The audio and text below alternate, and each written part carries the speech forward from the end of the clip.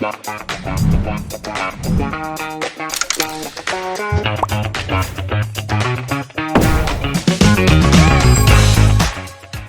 everybody, welcome back to Genoderms, and we're going to talk about Genoderms here specifically with an immunodeficiency components.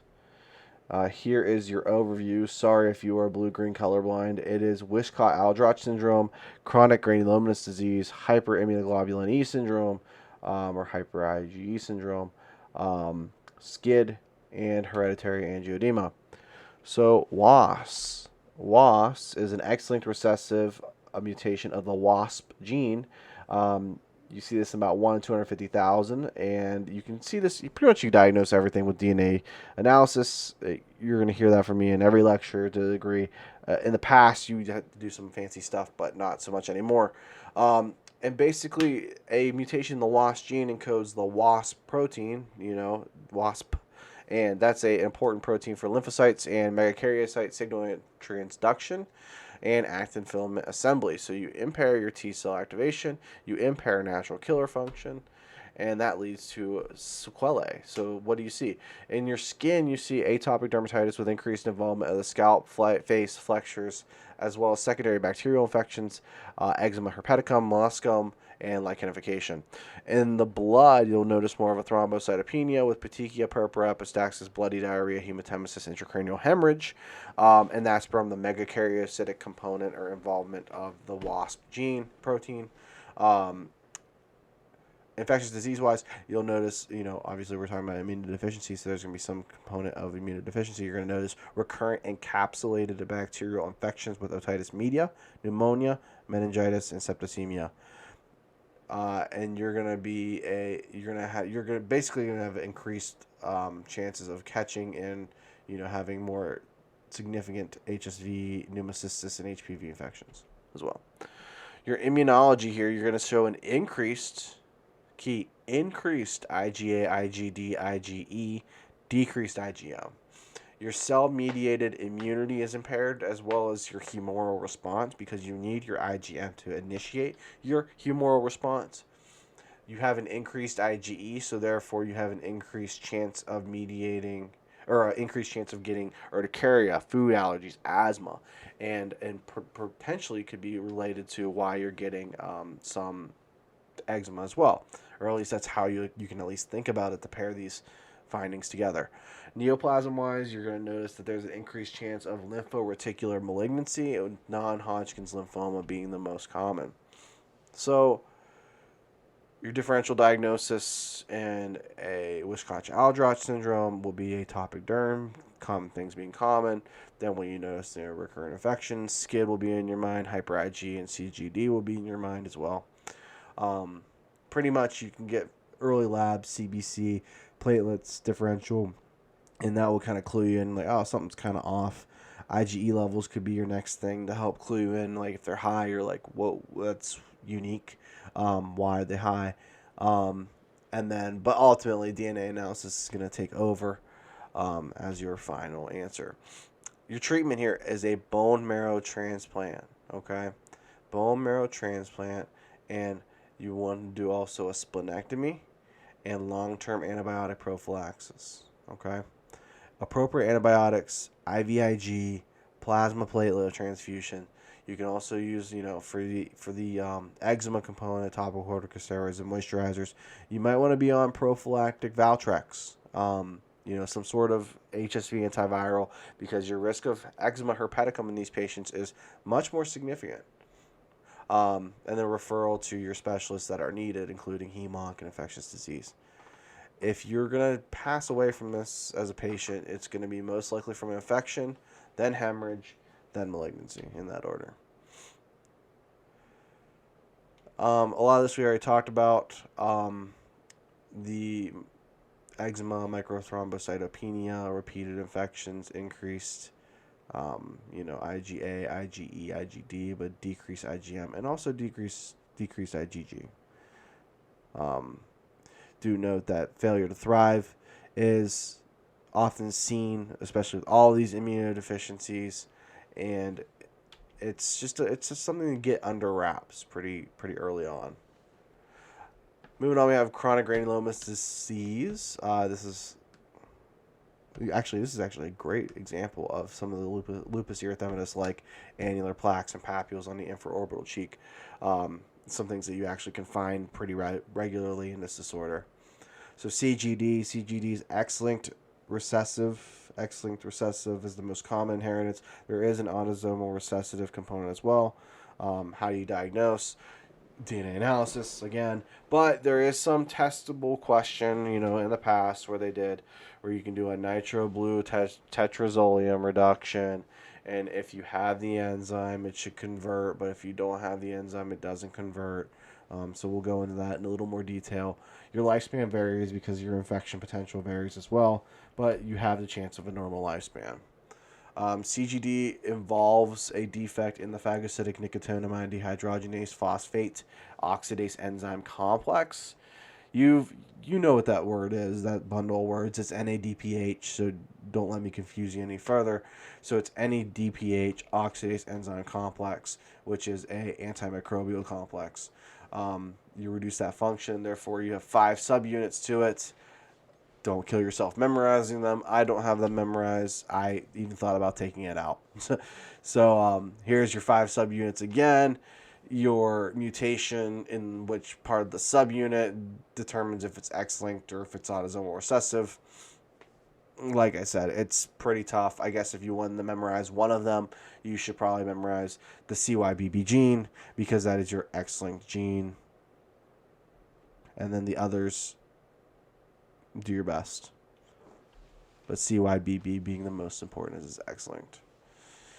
It's a heterogeneous group of immunodeficiency disorders. Like we said, mixed inheritance patterns, but X-linked being the most prominent. You have an inability to produce a respiratory burst.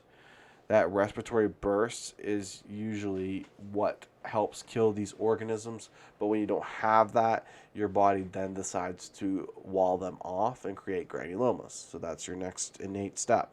So yeah, and the reason why it's important here is this is a defective killing of catalase positive organisms, because your other methods of using like hydrogen peroxide, superoxide radicals is still present, but catalase helps avoid some of those. This mechanism isn't avoided or adjusted by catalase, so therefore, it could have potentially killed these organisms, but it doesn't if it doesn't work, obviously. Key features here: skin, you're going to have recurrent pyoderma, periorificial dermatitis with purulent drainage and regional lymphadenopathy, abscesses, non-infectious granulomas. That's your key right there. You also have mucous membranes with ulcerative stomatitis and chronic gingivitis. Suppurative lymphadenitis can happen, so that can create their own abscesses and fistulas. Hepatosplenomegaly with granulomas, abscesses, chronic diarrhea, and malabsorption. Lungs may have pneumonia, abscesses, cavitations, and empyemas. MSK-wise, you might have osteomyelitis, and that's from Serratia marcescens. Why is that important?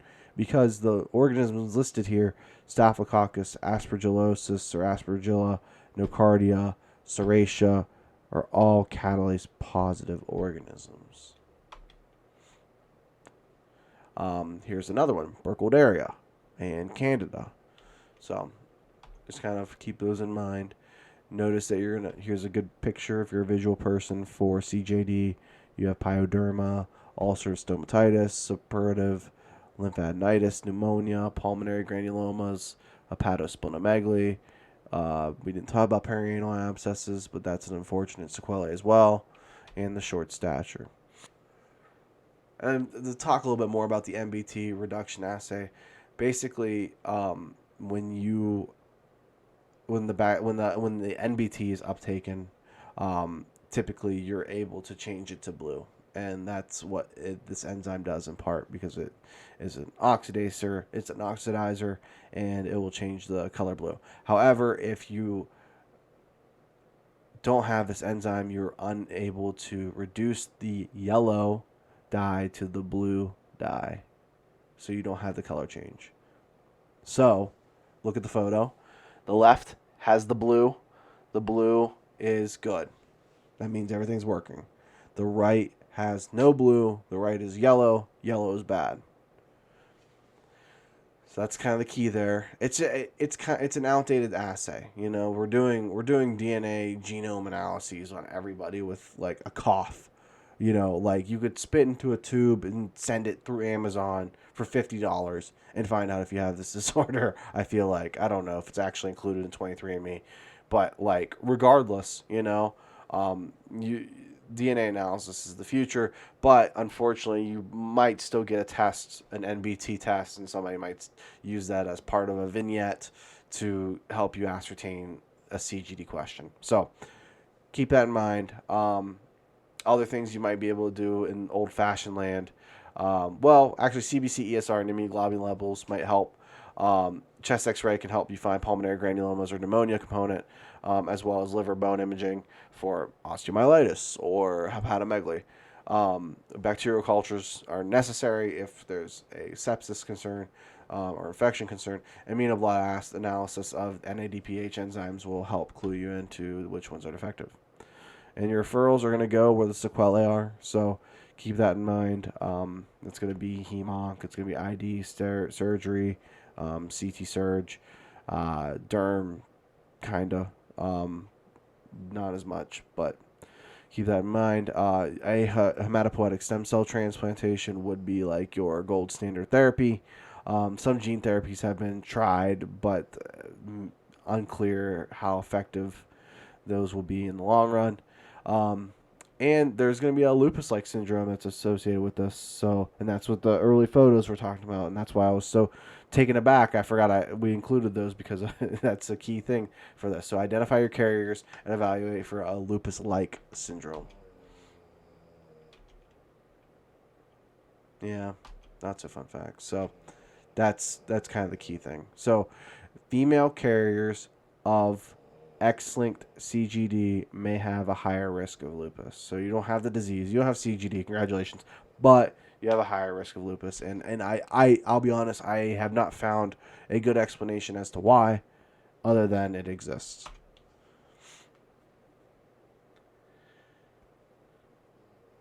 CGD here, differential diagnosis, everything we're going to talk about, as well as the addition of Chiari-Akagashi syndrome and B lymphocyte disorders. Here are several other inherited phagocytic defects.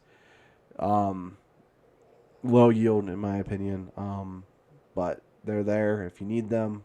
Some of them kind of make sense, like myeloperoxidase deficiency is a gene deficient in myeloperoxidase. Leukocyte adhesion deficiency are common ones that you might want to kind of try and remember, and we might even talk about at a later date. But it's an exhaustive list. There's a lot of them. It's tough. Keep with it as best as you can, but I think a lot of this is lower yield. Here's some interleukin disorders as well. Interleukin toll-like receptor disorders, which are part of your innate immune system. It just shows how extensive this stuff actually can be. So, types of CGD, question mark?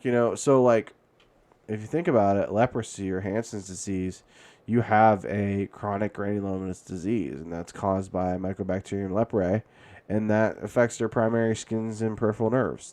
You're getting granulomas there because some part of the innate immune system is being shut down.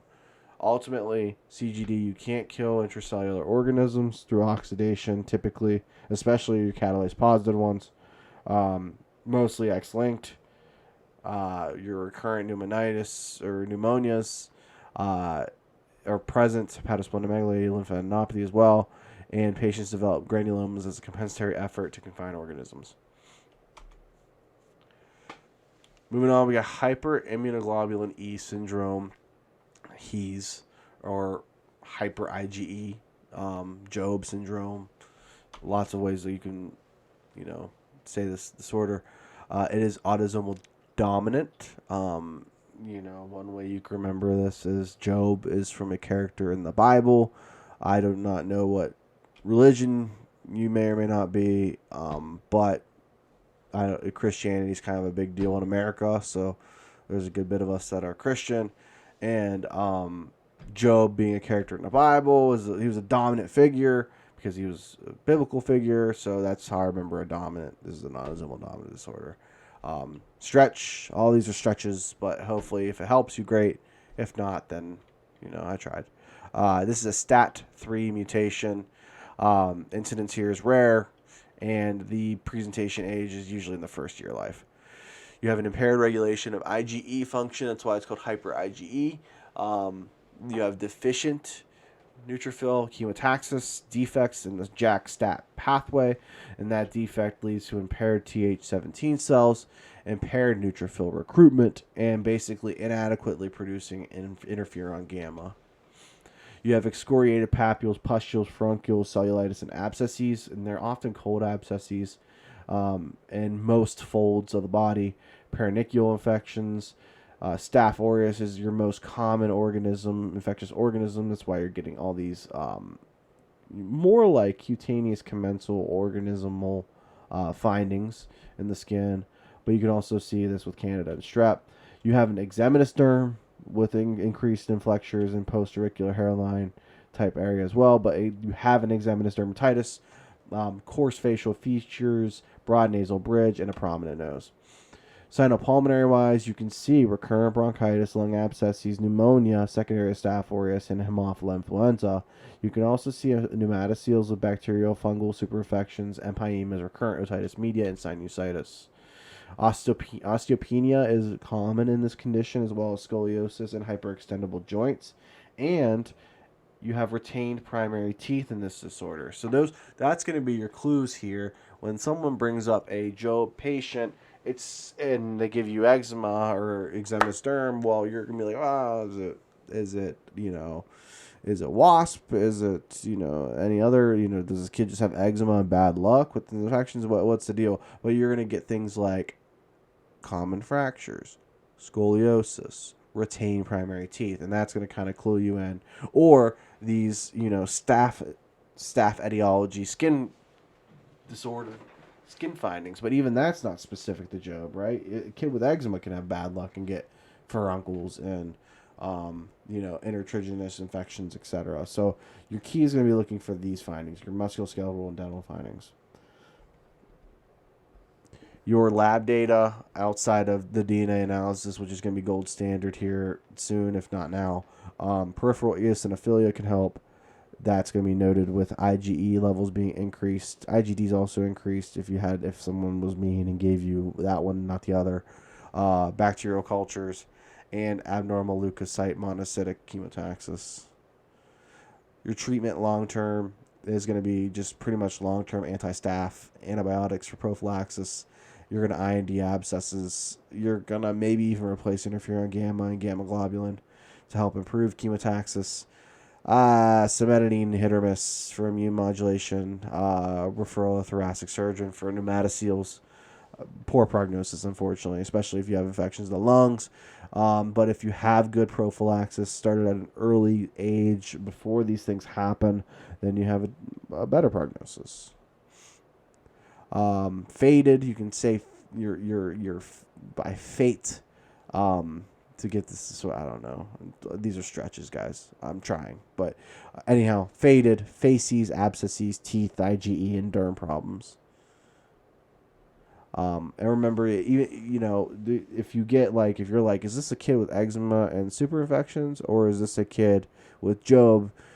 Do remember that Job typically you have abscesses. Eczema kids that are unlucky do not get abscesses. So keep that in mind. And we're going to move on to SCID. Probably the most difficult out of disorders we're going to talk about today. SCID is basically a group of disorders. They can be X-linked, they can be autism or recessive, etc. So different inheritance patterns. And they're going to have different sequelae too in terms of what's affected, but most likely you're going to see lacks of antibody-dependent cellular cytotoxicity, as well as natural killer cell function being decreased. And your key features here, just in a very general sense, you're going to have defective function of both cell-mediated humoral immunity, recurrent infections, diarrhea, and failure to thrive within the first 3 to 6 months of life. You're going to have a risk of GVHD, especially from unirradiated blood products, a lack of lymphoid tissue. X-linked recessive-wise, you're going to typically see a defect in the common gamma chain of IL-2, and this is your more common inheritance. Autosomal recessive, you can see a gene mutation in the ADA gene, adenosine deaminase gene, maybe even in a JAK-STAT gene, so JAK3 in this case. Your diagnosis is going to be with fetal DNA. Your incidence here, pretty rare. And death is imminent, unfortunately, without bone marrow transplant. And then if you want more, if you just crave the tenacity of learning, here you go. You can learn all these because these are all the different types of mutations found in SCID. If you want to just do your best to just barely pass, I think you can stick with ILR2 or IL2RG as a gene, ADA as a gene. Maybe Omen syndrome. That's RAG1, RAG2. Remember, those are, from immunology, those are VDJ recombinase genes. So that is basically how you make not auto antibodies, but how you make antibodies, immunoglobulins, and how you make better T cell receptors. I think that's a good one to remember if you're feeling frisky. Beyond that, they're tough. They're tough to commit to memory. JAK3 too, like we talked about, because that might, they might throw a pharmacologic loop in there, like to these new JAK inhibitors. So yeah, just things to think about. Here's some more there though, if you're curious.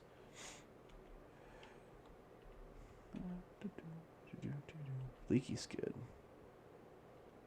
Alright, never mind. So remember, your most common mutation is the X-linked recessive IL-2 receptor dysfunction. Also, you can see this in the JAK3 dysfunction. But IL-2 is important in signal transduction via JAK3 activation and is a receptor for other interleukins as well, involved in T-cell activation. So what's key here, and I think you might get tested on this. This is important. What's key here is with the IL-2 receptor, especially the gamma component being affected, you're gonna have defective T cells, defective NK cells, but you're gonna have normal B cells. Normal B cells. So you might notice that you have normal immunoglobulins, but you don't have a working T cell in the world. That's going to be more likely secondary to some sort of IL-2 pathway inhibition. A defect in the autosomal recessive component or the ADA gene mutation, that is purine metabolism. And if you don't have successful purine metabolism, you have accumulation of adenosine, which too much is toxic.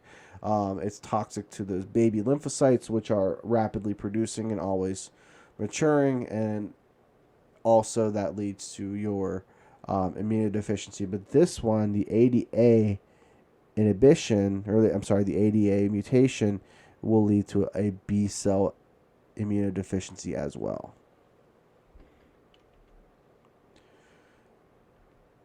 So, quite a graphic there, ain't it? Yep. So this is just like, where are the defects and how does that play a role? You guys can see my cursor. That's cute. Okay. So I guess things that kind of help put things into perspective. You have your common lymphoid progenitor cell here. I think that's what CLP stands for. And then defects in both B and T cell development happen. That's A or B. So if you have a ADA, purine, nucleophosphide, phosphorylase, these type of mutations, your blockade is going to be in both boom, T and B cell. If you're mostly going to be a defect here in T cell, it might be like here JAK3. I don't see IL-2 here, but there's IL-7, which you'll remember IL-7 was on that graphic a few slides back. And then here's Omen, the one I was telling you about. Remember, Omen is a RAG1, RAG2. RAG1 and RAG2 are both important in VDJ recombinase, which is both present in TCR as well as B cell receptor recombination, and makes your immune system unique and fun and effective. Yeah, the effective part is probably the most important part. Here's a good one, because we talked about this, or we're going to talk about this depending on where you're at in the series and what you've listened to. But hypohidrotic ectodermal dysplasia with immunodeficiency, is a mutation in NEMO, or also known as I kappa B, and that's your mutation right there. It's only in immunoglobulin production, you know, not T cell production. Oh, what a transition. Um, yeah, a little more in depth there. There's your Jack 3. There's your ADA, and that just kind of highlights where what's being affected. Is it B cell? Is it T cell? I tell you what, these med students are great. When they do these PowerPoints, they're great. They thought about it one step ahead, and I forgot that they did that. So it's great on them. Skid wise, you're gonna have your infections with Candida, Staph aureus, Streptococcal, Pyogenes. You might get a graft versus host disease secondary to some like in utero maternal lymphocytes, which is kind of wild. So your mom's lymphocytes are gonna come in, and you're not gonna like it. Or they're not gonna like it, and then gonna go crazy. Or if you get blood products that aren't irradiated, or your BMT is done, then you're gonna have issues potentially with that. You can also have, and these you can have a morbilliform sebderm like presentation. You can also have an LP and sclerodermoid like presentation. So a couple different skin manifestations to kind of look out for. Blood wise, sepsis, not great. Mouth wise, oral candidiasis. Remember, you have pretty stark immunodeficiency here. I mean, it's not like the other ones we talked about. This one is very devastating. Lung wise, any infection you can think of, especially in like HIV patients that are uncontrolled, think of it here. CMV, pneumocystis, bacteria. And then from an immunologic perspective, do note that some of these SCID manifestations do lack like lymphoid tissue. So like tonsils might be absent, as well as like lymph nodes are like small and not very palpable. So keep that in mind, even in the setting of infection.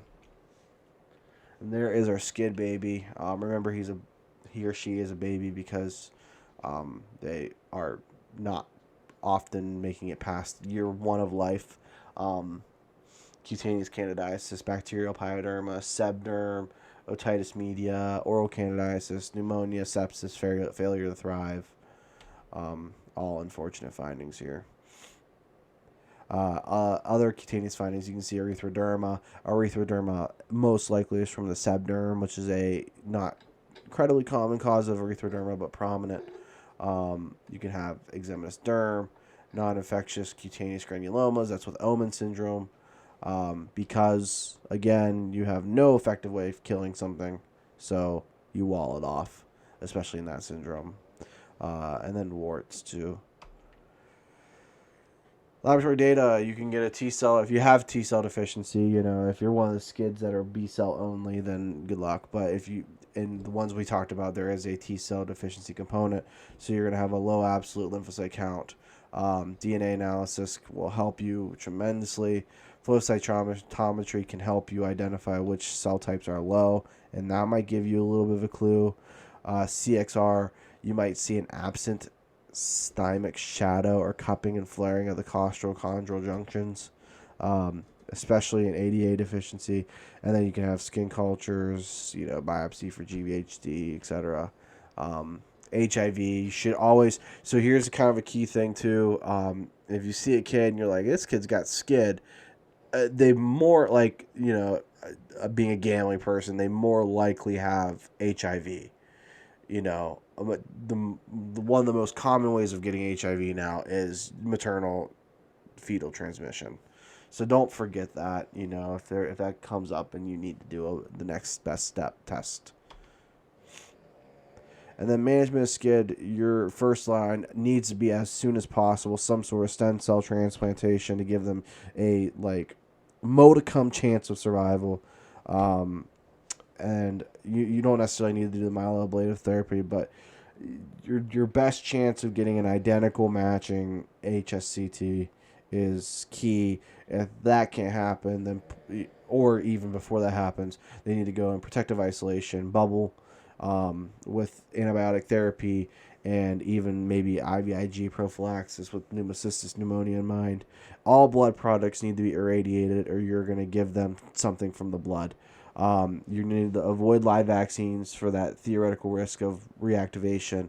You need to make sure, especially in the X-linked disorder, um, X-linked retrovirus mediated ex vivo gene transfer of gamma C gene has been successful. I mean, I think that's not necessarily, gold standard yet, but the future will come one day where we're able to, you know, use retrovirus mediated products. In fact, there's already some interesting products out there using HSV that's on the market, but not quite to the level we need it for SCID yet.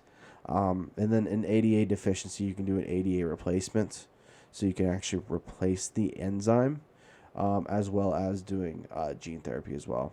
And then recombinant IL-2 infusion if you are the X-linked disorder. Your differential, my biggest thing for you is don't forget about AIDS, don't forget about HIV. And then I personally have been anchoring the Omen syndrome. It's something I've seen on board questions, or at least practice board questions. Being an autosomal recessive form of SCID, like we talked about, also having a lot of the same things. Key thing with this is T cells and B cells are both non-functional, and you have lymphadenopathy, hepatosplenomegaly, chronic diarrhea, peripheral eosinophilia, elevated IgE levels. Some other unique things here, didn't quite know about, or at least commit to memory until recently. You're at an increased risk for DFSP with ADA deficiency in the first 2 decades of life, if you are lucky enough to make it that far. There's something called cartilage hair hypoplasia. So it's an autosomal recessive disorder where you have rare metaphyseal chondrodysplasia characterized by short stature and short limbs. And this is typically in the Amish or Finnish, and it's caused by mutations in the RMRP gene, which can sometimes be downstream or closely associated with SCID genes, and then Noma neonatorum, where Native American infants presenting with perianal or oral ulcerations. This could be something that tends to happen with concomitant SCID cases as well. Some cases in SCID might present even with graft versus host disease. So you have a packed red blood cell transfusion, and then the neonate is still this could be like during a traumatic C-section or something where you need to give the mom RBCs. You pack the RBCs, and then something happens through that because you're giving a maternal fetal transfusion in that way. And then, obviously, there's psychosocial issues with this all around the world. Just think about what it's like to have a kid with this, or, the sequelae that happen even after successful therapy. It's very tough.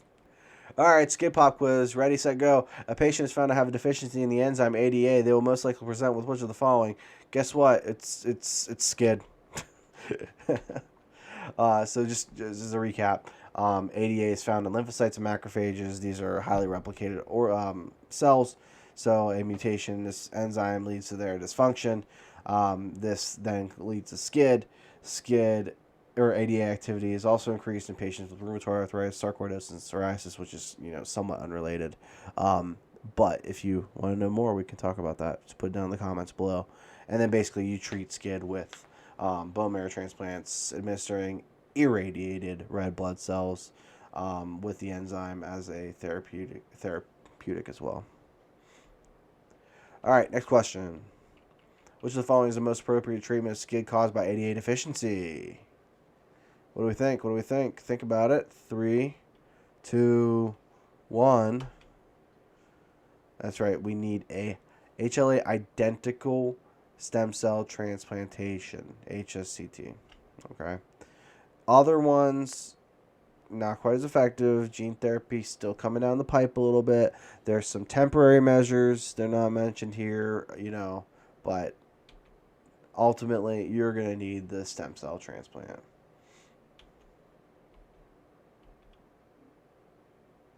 And then lastly, we're going to talk about hereditary angioedema. Hereditary angioedema, also known as C1 esterase inhibitor deficiency, type 1 HAE, type 2 HAE. This is disorders of complement, and the complement disorder causes the angioedema.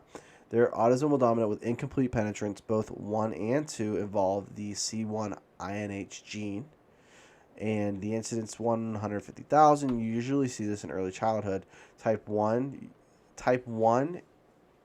and type 2, it's tough. So type 1 and type 2, it's like you can get them confused. If you guys have a way, put it down in the comments down below. I think I have them, but let me go ahead and explain this first.